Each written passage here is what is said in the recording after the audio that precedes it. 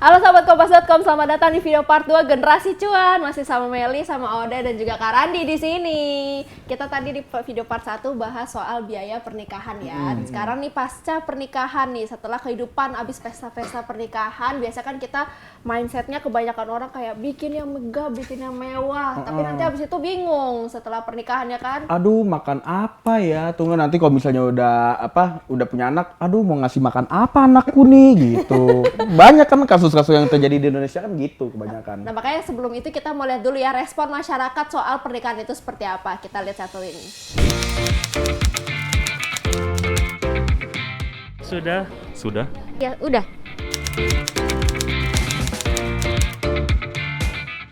Penting banget ya, karena kita bisa lebih berhati-hati lagi dalam pengeluaran. Sangat penting. Biasanya itu kan lansia itu nantinya kan rentan akan terkena penyakit. Kemudian biasanya biaya-biaya pengobatan udah pasti tetap akan naik. Kemudian kalaupun misalnya kita berlebih nanti di dana atau warisan itu, kemudian kan kita bisa wariskan kepada anak-anak kita nanti. Lumayan penting ya, karena maksudnya kita kan nggak tahu ke depannya itu bakal terjadi apa. Jadi seenggaknya kita sekarang ini udah siap-siap dulu gitu.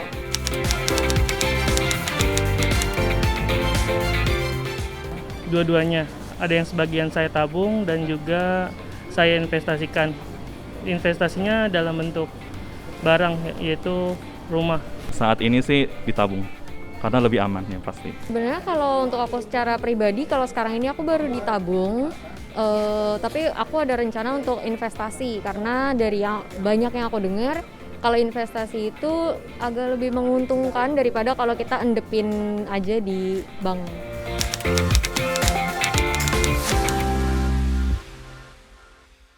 Oke, gimana nih Kak Randi soal biaya pasca pernikahan nih, kan banyak banget nih pertanyaan pastinya kan kayak aduh udah habis-habisan nih di pernikahan. Nah pas pasca pernikahannya harus mengaturnya bagaimana sih amplop-amplop yang diberikan sama orang-orang itu. Oke, jadi gini, kalau si amplopnya sendiri ini tergantung kesepakatan keluarga juga sih.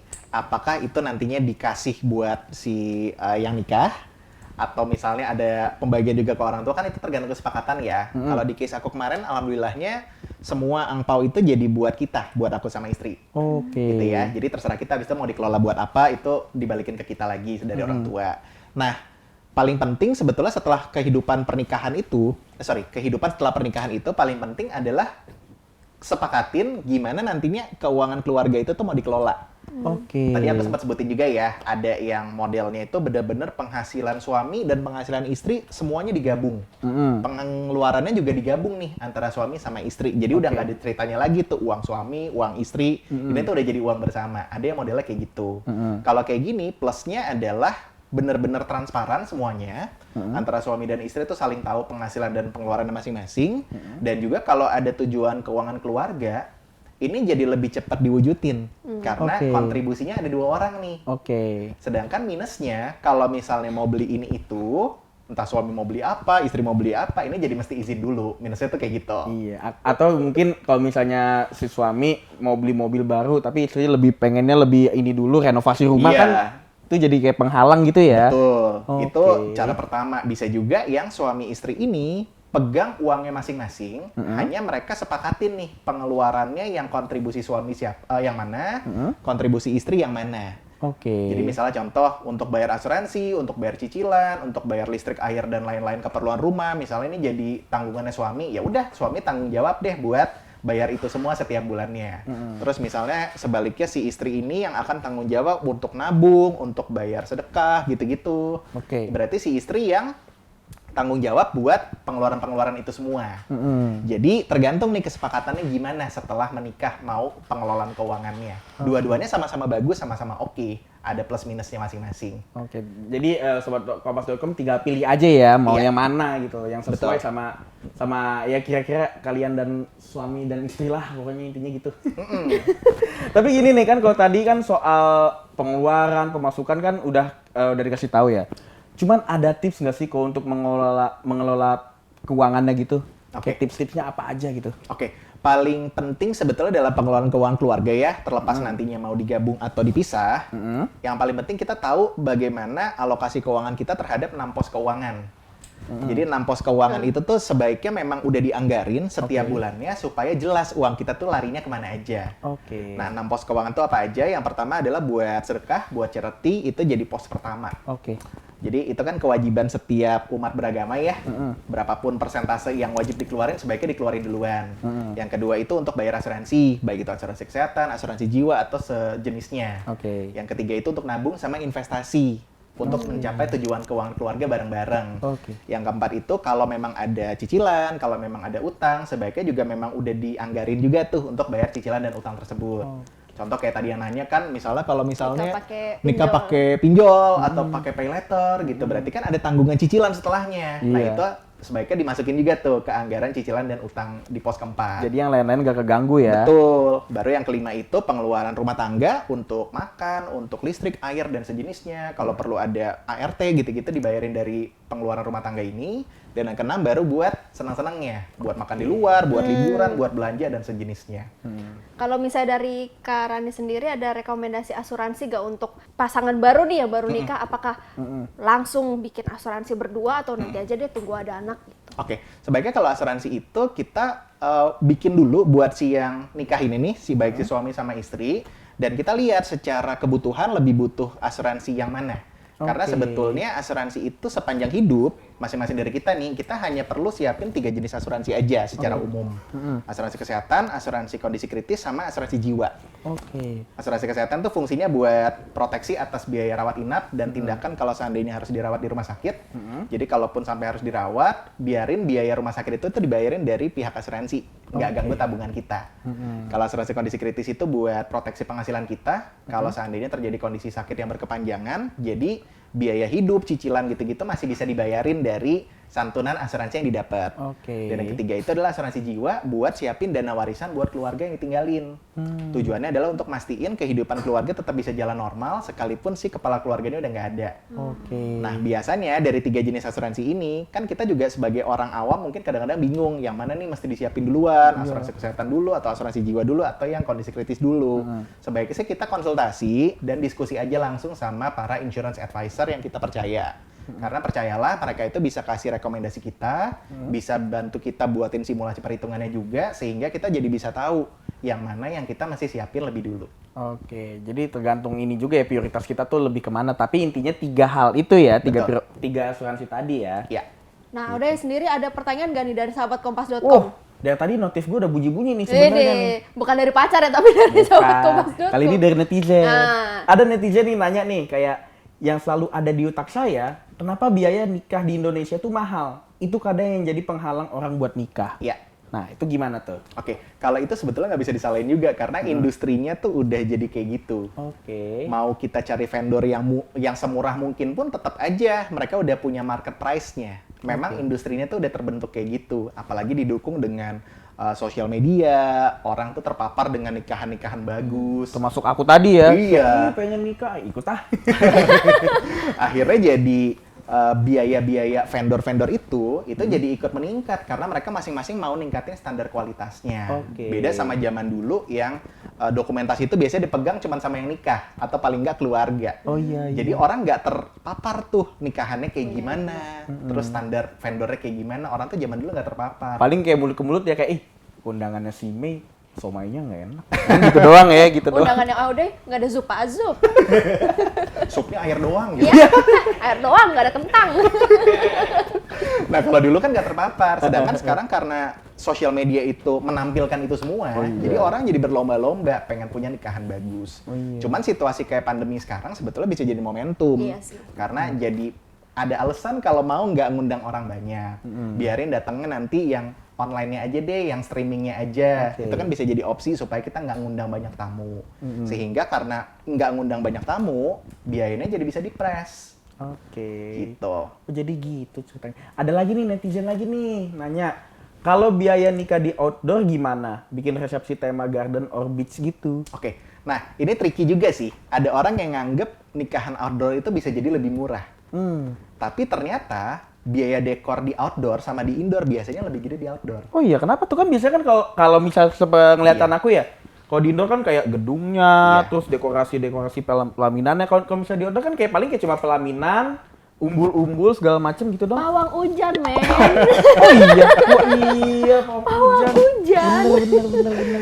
Ada hal-hal yang biasanya dari si vendor tuh udah persiapin kalau mereka mau siapin nikahan outdoor. Karena ada biaya-biaya tak terduga kayak tadi tuh ya, tiba-tiba hujan, mereka kan harus prepare. Make sure mereka pakai material yang kalau misalnya kena hujan tuh nggak langsung hancur gitu loh. Jadi hal-hal kayak gitu yang kadang-kadang tricky. Belum tentu nikahan indoor lebih murah daripada outdoor, belum tentu nikahan outdoor lebih murah daripada indoor. Oh gitu. Masing-masing memang mesti dicek sih. Walaupun sebenarnya lucu ya sebenarnya nikahan outdoor ya. Di lapangan tembak. Lu mau diginiin lu. Deh. Keker. Nah kalau misalnya udah nih, tadi kan pertanyaan, udah ada apa, masih ada lagi nih?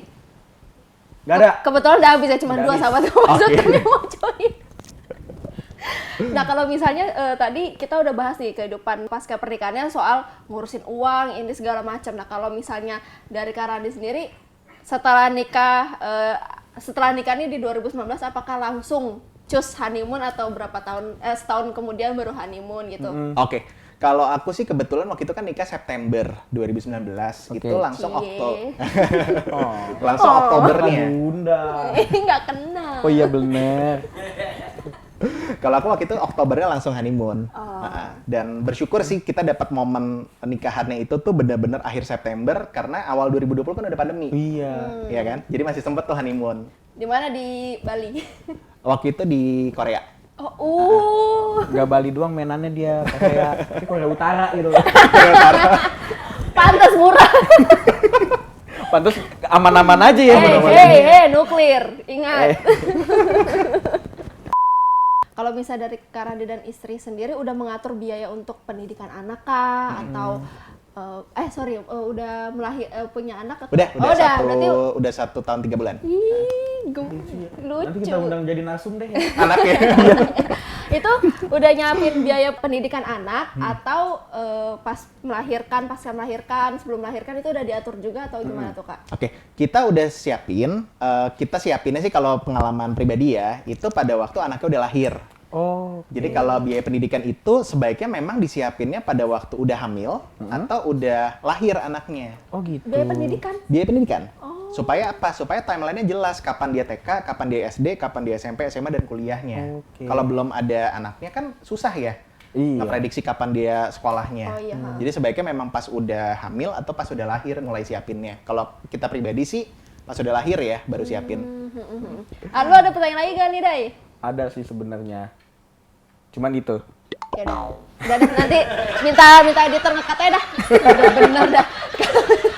Nah dari Kak Randi sendiri nih, untuk kalau ada yang nggak ada pertanyaan lagi, kita mau menutup rangkaian generasi cuan ini. Bisa kasih sekali nggak tips do and dance-nya supaya nggak salah jalan nih untuk mengelola keuangan pas sebelum nikah, bahkannya tadi ya ada sebelum nikahnya, ternyata pas mau nikahnya, pas nikahnya dan setelah nikahnya, dan juga gimana nih cara mengelolanya supaya saat berumah tangga nggak baru beberapa minggu udah cekcok gara-gara keuangan. Iya, karena kebanyakan kan kalau rumah tangga kan berantem kebanyakan ya, gara-gara finansial gitu.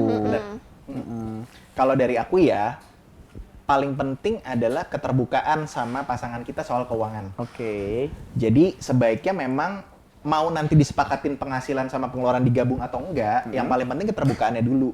Jadi masing-masing perlu saling terbuka antara suami sama istri soal penghasilannya berapa, pengeluaran wajibnya apa aja, aset yang udah dimilikin tuh apa aja, utang yang dimilikin apa aja. Kenapa perlu terbuka?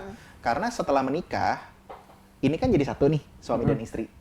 Kalau nggak buat perjanjian pernikah untuk pisah harta, berarti nggak ada lagi tuh cerita uang suami, uang istri. Ini harta tuh udah jadi uang bersama. Gitu-gitu ya? Betul.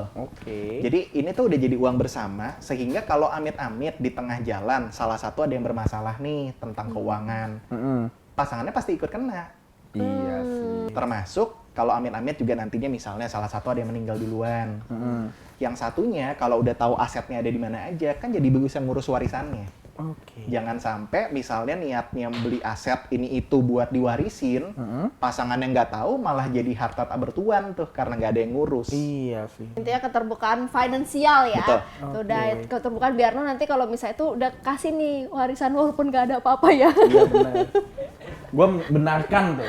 Iya benar.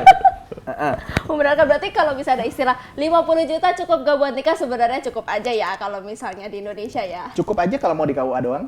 Iya itu harusnya malah Yang penting kan nikah. Yang penting nikah. Yang penting nikah. Iya, gitu. harusnya lu di KUA aja bilang sama calon mertua lu. Masalahnya nggak ada yang mau. belum ada yang mau. Doain ya sobat kompas.com, minta doa gitu. Iya. Minta jodoh kayak gitu. Tuh Niken tuh.